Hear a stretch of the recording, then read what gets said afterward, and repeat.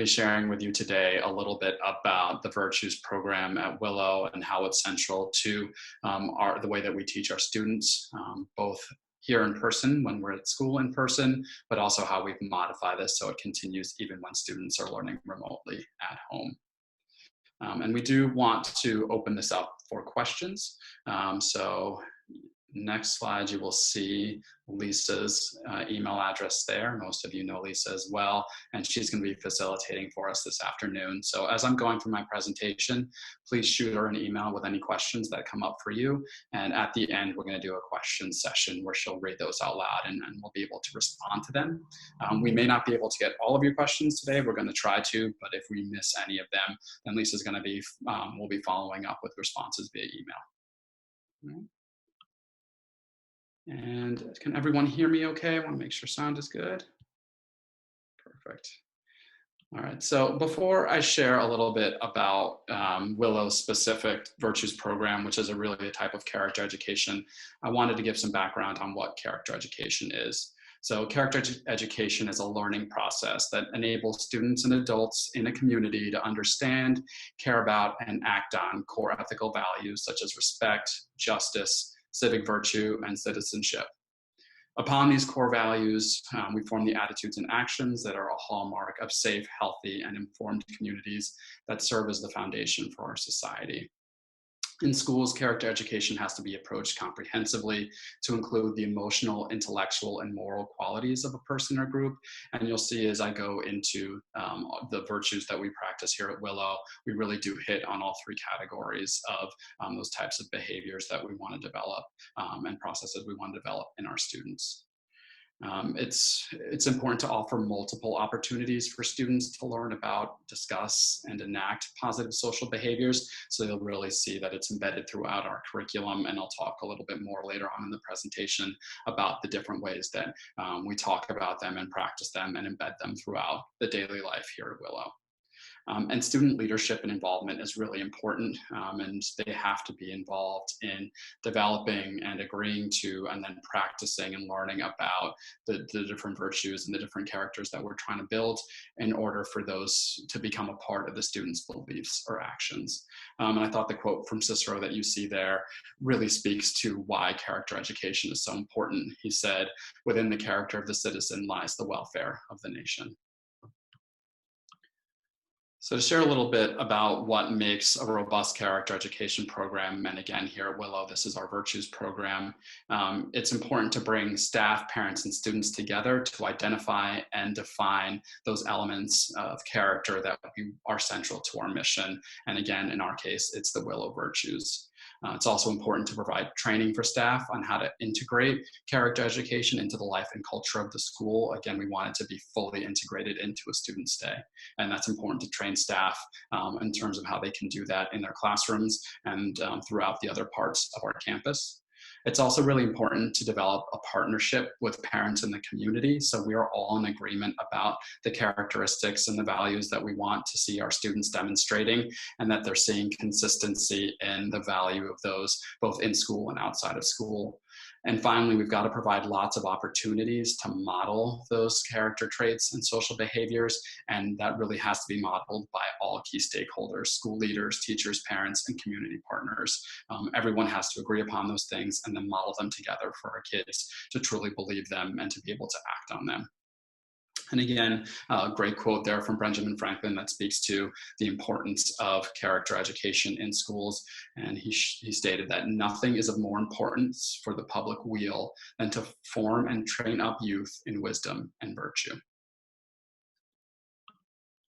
So you see how important ethical thinking and our virtues are at Willow, and that's embedded right in our mission statement. I've highlighted there the key line that really speaks to that, and it states, "The Willow School education enables children to develop an ethical approach to all relationships." And our Virtues program is really the vehicle through which we develop that ethical thinking in Willow students. And this is something that, if you know about progressive schools and the foundation of progressive schools, they really say that one key role of the school is to teach students how to be ethical citizens, engaged citizens. And again, our Virtues program is a vehicle through which we develop that in our students. And this curriculum and our virtues allow us to promote civility in our students, ethical thinking, respect for the human person, and respect for the natural world. We really value both of those things in tandem, and really human excellence in every way. And virtues themselves, they date back to the Greek philosophical tradition of ethical education. And one of the things that was really central to, even back when the Greeks were practicing this, that moral virtues really are acquired through explicit instruction, modeling, and ongoing practice. And so, as you can see from that, the Greek philosophical tradition of ethical education is really the core foundation of the Willow's Virtues program. In fact, the word virtues derived from the Greek word for excellence. And we practice 21 virtues here, and they're based actually on 12 of the Aristotelian virtues. Those were then translated into practice by an organization called the Core Virtues Foundation, and based on a book by Mary Klee called The Core Virtues. So they really developed a way to practice virtues and to integrate virtues into a school curriculum, and that is also part of the foundation for Willow's curriculum. And one thing to note, and why we focus on virtues versus other types of character traits, is that we really want this to be a common moral ground and be free of social or political agendas, and be objective measures that we all agree that we want to practice and behave in, and that are part of being an ethical and engaged citizen. And a couple of the things that we stole from and borrowed from the core virtues and adapted here at Willow in our virtues curriculum are really using literature as a vehicle to introduce and think about and reflect on the virtues. So you'll see that often we're talking about our virtues or introducing them through quality literature. We also adapted the 3-year virtue cycle. There are a total of 21 virtues, and some we hit on every year, and others we practice as part of a 3-year cycle, and you get to see that in just a second. And then the final piece that we borrowed from the Core Virtues Foundation in terms of how to embed virtues in schools is choosing one virtue to focus on each month, so you can really go into depth and reflect on and think about different ways to practice that virtue and to model that virtue. So, as I said, what is really important is that virtues be part of the student's full program, that we're not just teaching it as one isolated class or one activity that's part of a student's school day. It really has to be something that's thought about and practiced and explored throughout their day and in every aspect of their education. So one way that we do that is that the teachers introduce the virtues in their classroom, and they're really intentional about doing that in developmentally appropriate ways. Willow has students from pre-K through 8th grade. So we have kids as young as 3 years old. And so the way that we introduce the virtues in each of their classrooms really has to be in a way that makes sense for the age and developmental place of that class and those individual students. And our teachers do a really phenomenal job of doing that right in the classroom. Often, as I said, the teachers are introducing it or exploring it through developmentally appropriate literature in the classroom. And the virtues are really integrated through every aspect of our curriculum. And that includes our core academic curriculum, all of our specials, and even our extracurriculars. And I want to share a couple of examples of how those things are embedded in our curriculum. So one example of where you find it in our core curriculum is in 3rd grade. And one of the values virtues that we're modeling is temperance, which can be a pretty difficult one to teach students. But the way that we practice that in the 3rd grade science class is by doing a waste challenge. And for our week, our 3rd graders weigh and record all of the compost and trash that was created throughout a school day at Willow. They track that over 7 days, and then they come up with collective goals that the students and the faculty can put into place to reduce all of the waste that they're creating on a daily basis. An example of how we integrate the virtues into handcrafts is a project that they do in 2nd grade at Willow, where they actually create they design wood blocks, and they carve designs that they've made that reflect and that they think are illustrative of the different virtues. And they talk to the teacher about why the design reflects that virtue. And then at the end of the project, they use those wood blocks to make a big pattern that is telling a story of the virtues that are most important to them. And finally, in terms of an extracurricular where we see the virtues embedded into our program, our middle schoolers take part in what's called an ethics bowl. And this is similar to a debate, but where values and virtues are really the foundation for the justifications that they use to think about how to approach different ethical dilemmas. And they debate back and forth how they would address that, what they should take into consideration as they're thinking about how to tackle these different challenges, and really tying it back to the virtues that they think are most important and that are driving the decisions that they're making.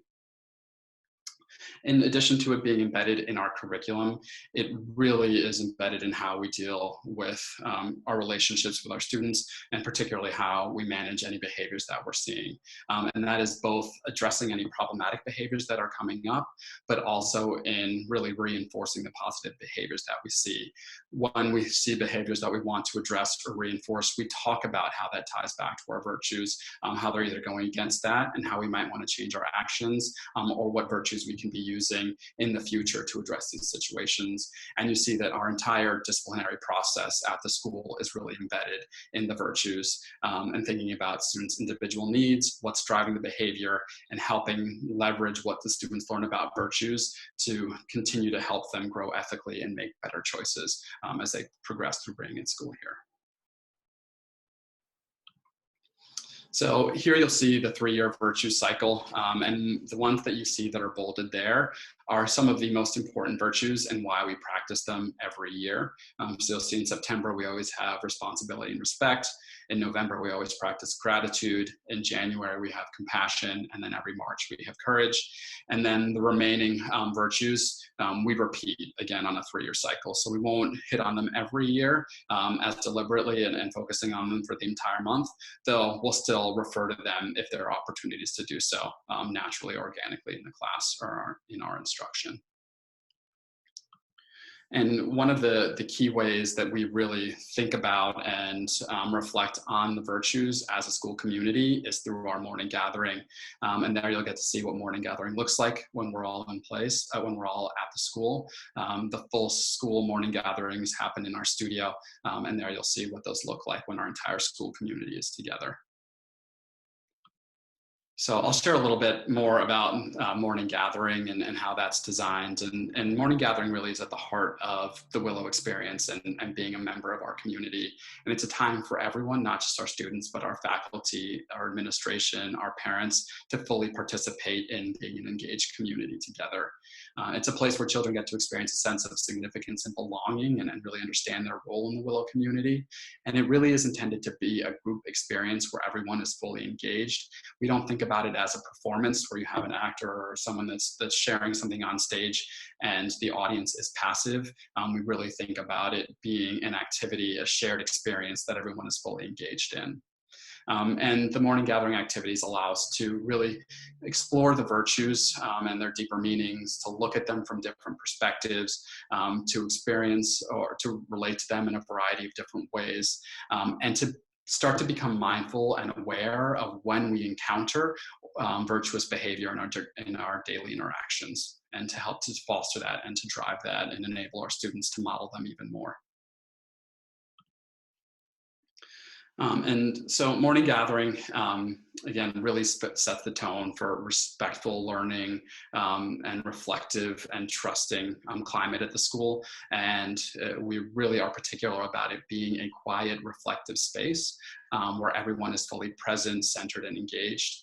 The different activities that you might see in a morning gathering include reading a book or a work of literature, sharing a personal story. Storytelling can be such a powerful vehicle to help us explore and think about different virtues, leading a discussion, leading attendees in dance or movement. And you'll see some of in the earlier picture, it was a big group dance that we did for a morning gathering, or sharing pieces or a piece of art.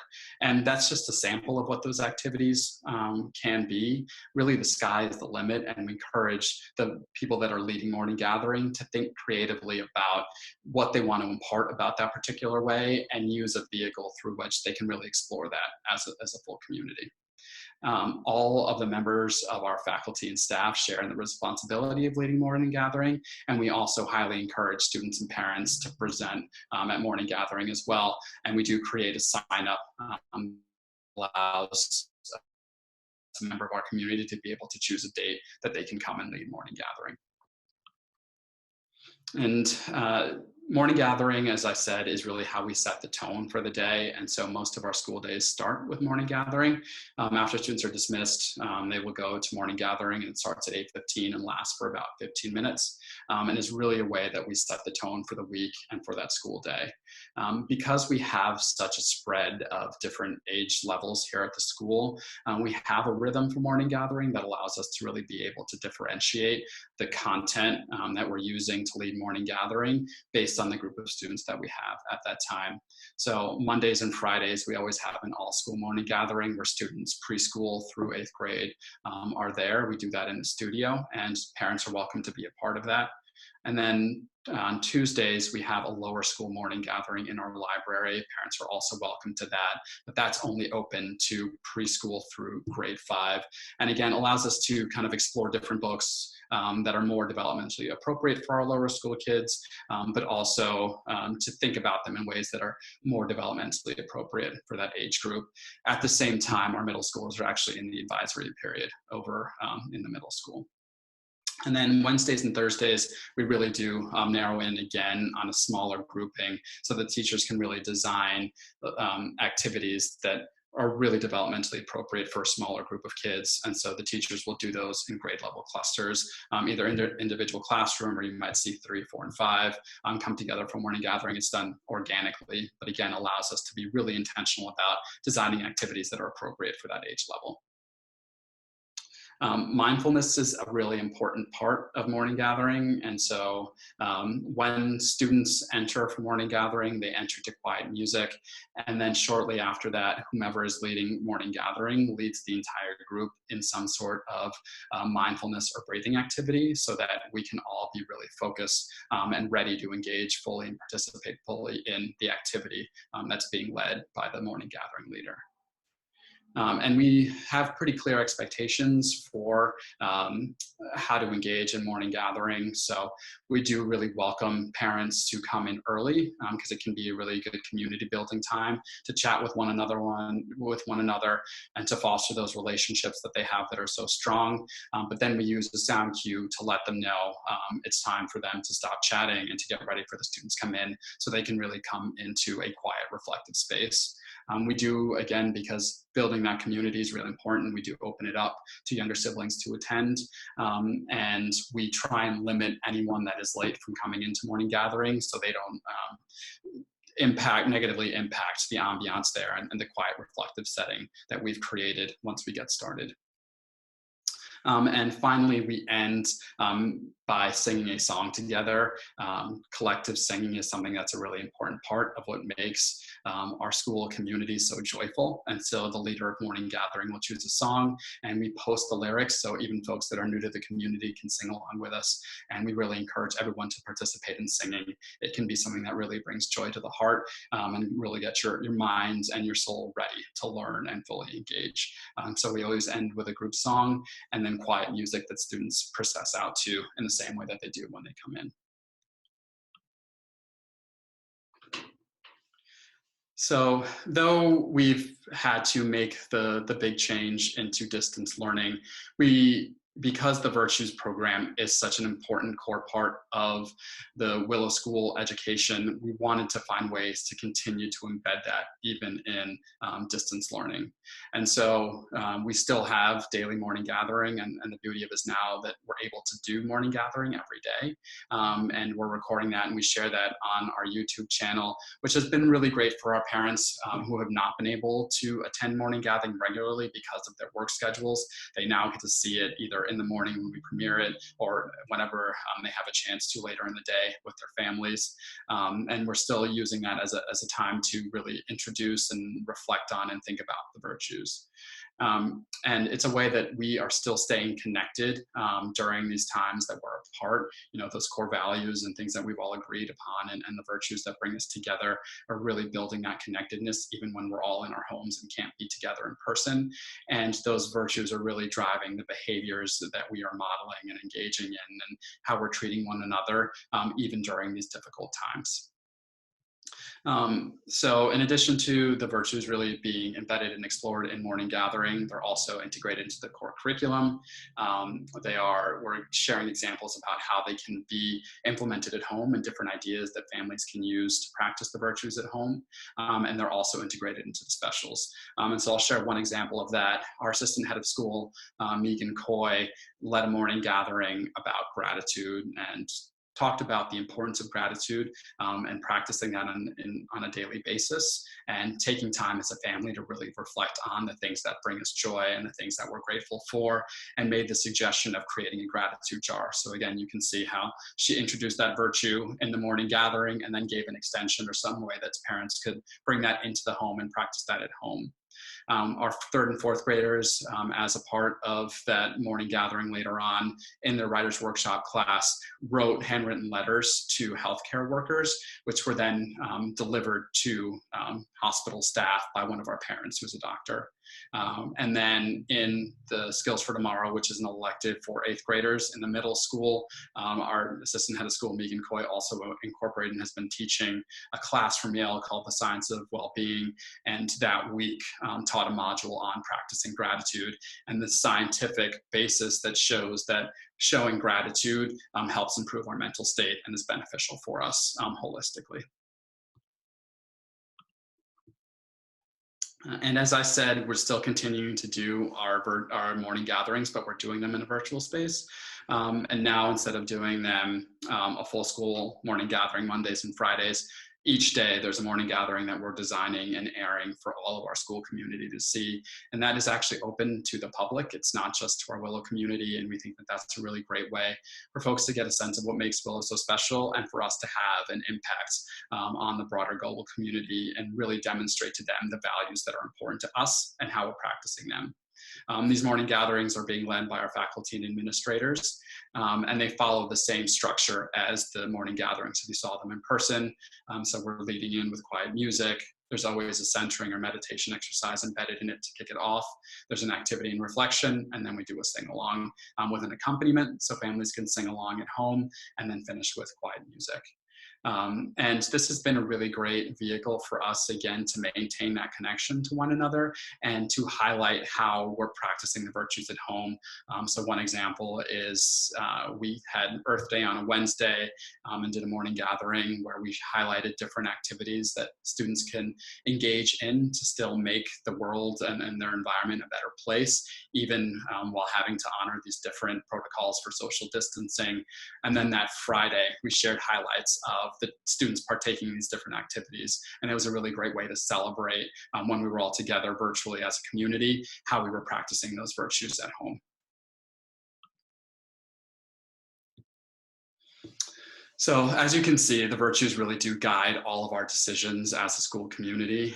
They're the glue that binds us, and the guideposts that direct who we want to be as individuals and who we want our Willow students to become. So we hope that learning about the Willow's Virtues program today is going to inspire you to bring some of these practices home.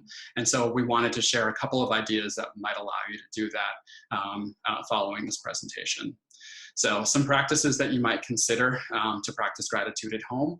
You can see the gratitude jar there that Ms. Coy created. And the idea there is that each day, different members of the family would write something that they were grateful for. And then at the end of the day, they would read them aloud and really reflect on how they as a family and how you as a family are so grateful for having those things in your life and how they're bringing you joy. Similarly, and another recommendation from Megan Coy's morning gathering that day was to have a personal gratitude journal, where throughout the day you're taking the time to reflect on the things that you're really grateful for. And as she shared, that cognitively has a really positive impact on your overall well-being. It's another great strategy to use, like our students did on Grandparents' Day, is to reach out and share gratitude for someone. And again, another example of that could be taking the time to write letters to different healthcare workers or other workers that are, putting themselves at risk to make sure that we have the things that we need, even when we're having to practice social distancing. Ways to practice compassion at home. One inspiration came from our English teacher, Dr. Abate, who you see there. And she wrote about how she was practicing compassion at home. And she said, "What I do every morning is I write a note, either on a postcard or a small piece of paper, perhaps a crisp list, perhaps they are elderly and I know they could use some contact from the outside world. Either way, I pick someone and I just write a short note. And then each afternoon, I walk to my neighborhood mailbox, located about a mile from my house, and mail it. It's a small gesture, but it could be something a family could do together. So a great practice to have to write notes for folks that you know might benefit from that ray of sunshine. Another thing that we did that would be great for families to do at home is to write a letter specifically to grandparents. And all of our school did that as part of our Grandparents and Grandfriends Day. Our kindergartners went an extra mile, and they actually included tracings of their bodies that were sent to their grandparents or grandfriends, so their grandparents could wrap their arms around them as they were reading letters that they wrote. And another really great strategy that you can practice at home is showing self-compassion. And Ms. Coy, again, talked about the value of having compassion for yourself. And she shared that as part of reading the book Ish. And what she said was that it's important to focus on a growth mindset rather than perfectionism. And that showing that compassion for yourself will allow you to find joy in the different activities that you're taking part in throughout the day, and encourage you to try new things and find joy in them, even if you're not successful at them the first time. And finally, ways to practice joy and wonder. And the most important thing about these two virtues is making the time to deliberately practice them. And there are a couple of initiatives that we've kicked off that we really opened up to the community that can help foster joy and wonder at home. One of the things that our third graders did that are a great thing to focus on as a family is they did passion projects where they explored different aspects of wellness that were important to them and why they were so critical. So they talked about nutrition, they talked about good sleep. So they thought about things that were important to them in terms of their wellness, and then did research about why they were so important, and then shared those with the rest of the class to encourage them to practice better wellness practices at home. We also offer a preschool music and movement class, and that's focused on singing songs and reading and acting out poetry and dancing. So doing those things that help you find joy, again, singing and dancing and movement can all be such great ways to inspire joy at home. We've been posting nature challenges, and these are created by our science teacher, Miss M, and they are ways that help us focus on and see things that we may not be aware of out in nature. So often it's spotting different species of plant or different species of bird that you may not be aware of. And so you can find the joy and wonder in seeing those things as you're taking walks in your park or around your neighborhood. We've also created a Willow Way to Play initiative where we've asked our families to come up with different examples of how they're getting outdoors and using that time to be active and finding joy and wonder out in the natural world. And finally, a big art and handcrafts project and our Music Spring Arts Evening that are both ways to share different art activities and musical activities that students can engage in to build that creative process at home and engage in that creative process at home.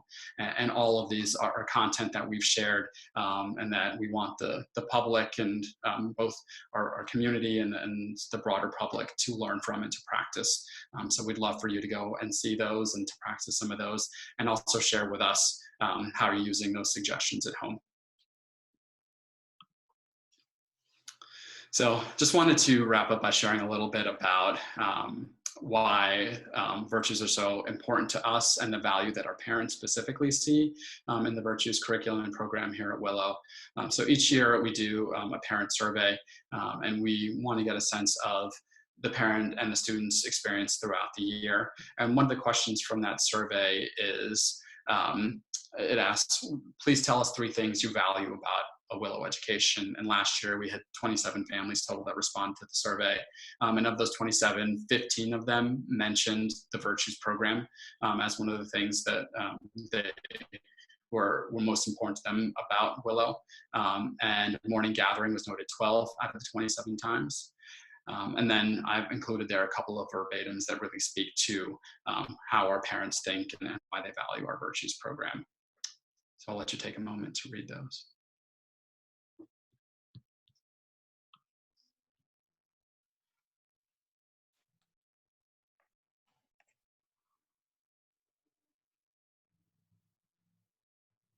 All right, and we'll turn it over to Lisa. Did any questions come through to you? Just a couple questions. So if you guys want to send any others while Francisco is answering these, please feel free.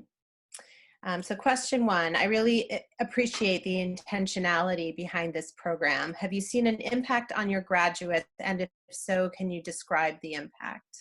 Yeah, and it's actually something that we hear about frequently from schools where our graduates have gone. They really see that Willow students are incredibly grounded in these values and that they're models of positive behavior in whatever schools they're in. We also see that the virtues really inspire the careers and fields that our students go into, and often they're going into things like public service, into environmental sustainability, because the values are so ingrained in them and they want to continue to make a positive impact in the world around them and to model these virtues. So we're certainly seeing it in the short term as they're going off into high schools, but also long term as they're going off to college and moving into the different fields that they've found passion about and are practicing professionally. Awesome, thanks. And the other question was, do you have fewer behavioral problems in your school because of this program, and how do you handle discipline overall? Yeah, so we do really find that the longer students are with us, the more they've really come to understand and are modeling these behaviors. And so we find that disruptive behaviors really do over time decrease more and more as our students are really enacting and modeling these behaviors to one another.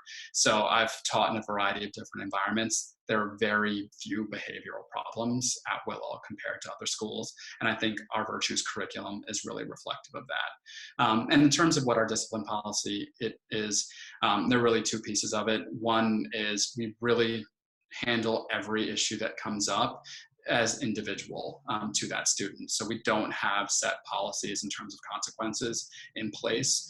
We really think about what deficits, either socially or academically, are leading to these behaviors and work with the teachers to help build those skills. And as we're having conversations with those students, we're really focusing on, again, building the skills, but also what virtues are tied to that behavior and are good models for them to use. And we'll refer back to the morning gatherings that we've had, that we've led, or the conversations that have happened in the classroom or the books that we've shared to get students to reflect on why that behavior was problematic and what behaviors would be more appropriate to use moving forward. Yeah, sure. Go ahead. Someone is asking if they can ask here. We can unmute. Go. Hi, nice to see you. Go ahead. Nice to see you too. Thank you for this presentation. It's really wonderful. And the Virtues Program is a big reason that, we've been looking into the Willow schools. So it's really great to understand more about it and learn more about it. What I wanted to ask you was, I noticed that character education is woven into everything, the curriculum, what parents do at home, and how the teachers interact with the students. I was wondering what happens in terms of like student to student interactions. Obviously we cannot moderate every interaction, and nor should we, but how do you help students navigate social relationships within the Virtues Program and just in general? Yeah, so a really good example of that is related to our recess period. So we have 2 recess periods here at Willow, one after snack in the morning and one after lunch in the afternoon. And our kids are able to go out into the woods and really have free play there. We have very limited playground equipment because we really want to encourage them to use natural materials creatively. And what that's led to is to them creating these really incredible forts. And that can be both a great source of joy but a challenge in terms of behavior. So sometimes you'll see kids excluding one another from their forts. Sometimes you'll see kids taking materials from one fort to help build their others. Sticks have become a very limited resource because so many of them have gone into the forts. And so there are often conflicts around using the best sticks out there. And so when we see those types of behaviors coming up, then we'll have either a class discussion, or in this case, we did a whole lower school morning gathering because it was primarily our students second, third, fourth, and fifth grade that were having challenges navigating the forts and using them appropriately. And so we did a whole morning gathering around our virtues and why they were so important to model around the forts. And so we talked about having compassion for one another and the impact that it has when something that you've put effort into is taken away, and why then it's important to ask before you take something from a fort. We talked about respect and responsibility, and how respecting what someone else has built is really important, but also not depleting all the natural resources. And so being really creative about what they could use to build the forts. So we weren't doing things like tearing sticks off of a living tree. And so as we're seeing these behaviors come up, we then find opportunities to use the virtues to think about why those behaviors were problematic, the impact that it had on the community and other students, and how they can use these virtues to model appropriate behavior that's going to build the community, not take away from it moving forward. And we'll do that again, either in small groups. I then had to go back and have a follow-up similar conversation with our fourth grade, because even after that whole morning gathering, they were continuing to be really protective of their fort and not allowing students to come in. And so we had a similar conversation, but specifically with that class. And then again, if we see that between individual kids, and this was the case with our kindergarten, they had built this beautiful little bunny home, and they had built tunnels for the bunnies to be safe. They had brought all sorts of things that the bunnies could eat, and they were trying to encourage bunnies to come and live there because they had built this really great community for them. And then there was a conflict between two students. One student wanted to build a second fort, and thought that they could find a safer place to do that. But simultaneously, another student was worried that if they moved the fort, the bunnies wouldn't know where to find it. And so again, I sat with those students as I saw them having conflict out there, and used the virtues to guide the discussion and to help them find a shared way forward that was more collaborative and where they met both of their needs. So ultimately, they built 2 bunny houses and distributed the materials that they had there. Thank you. And unless there are any other questions, I think that's it for today. Awesome. Well, thank you all for being here. And I do encourage you to go check out our YouTube channel. All of these resources that I referred to are there. And they're just a really great way for you to get a sense of what makes Willow so special, but also just different strategies that you can use to foster these virtues at home.